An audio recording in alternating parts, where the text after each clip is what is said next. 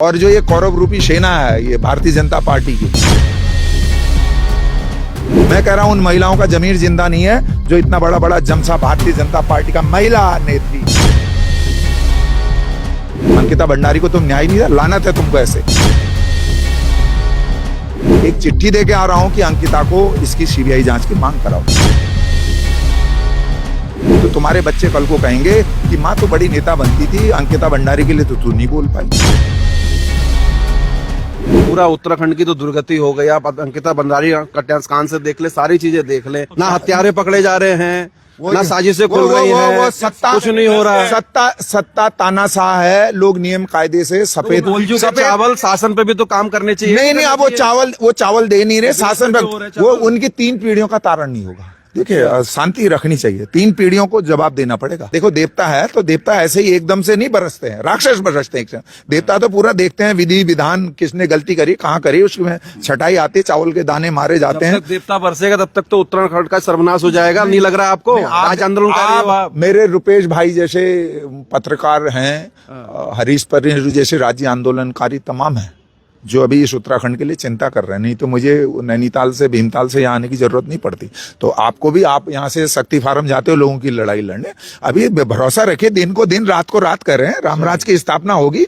और जो ये कौरव रूपी सेना है ये भारतीय जनता पार्टी की, ये जो महिलाओं को बेटी पटाओ और बेटी के साथ रेप करो और फिर उसका केस कत्ल कर दो, ये ऐसे लोगों को आने वाले टाइम में सबक मिलेगा। ये हम आपको बिल्कुल। पटाओ आप कह रहे हो, वो तो पढ़ाओ कह रहे हैं। नहीं, वो कहते हैं भारतीय जनता पार्टी, वो उनका छोटे से लेकर ऊपर तक की चेन है। बेटी अच्छा, उनका पढ़ाओ मतलब पटाओ है। पटाओ है उनका पढ़ा। हाँ, वो बेटी को कभी सुरक्षित नहीं रख सकते। अंकिता, मैं कह रहा हूं उन महिलाओं का जमीर जिंदा नहीं है जो इतना बड़ा बड़ा जमसा भारतीय जनता पार्टी का महिला नेत्री। अरे शर्म करो माँ तो तुकी।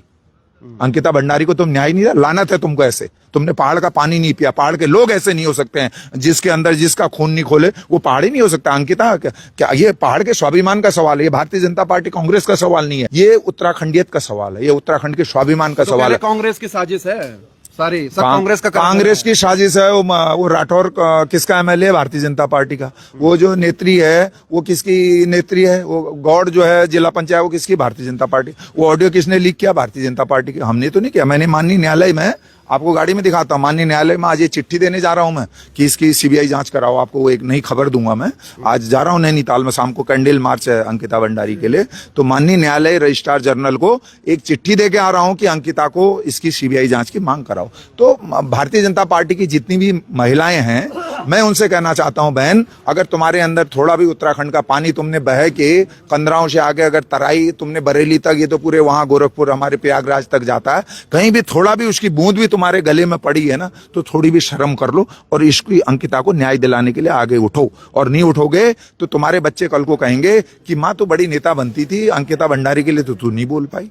तो अपनी बच्चों को ही जवाब नहीं दे पाओगे। और कल को ये कोई जरूरी नहीं है एक अंकिता नहीं, कल को तुम्हारी बेटी का नंबर आ जाए, कल को परसों किसी और की बेटी का नंबर आ जाए, ये देखना पड़ेगा।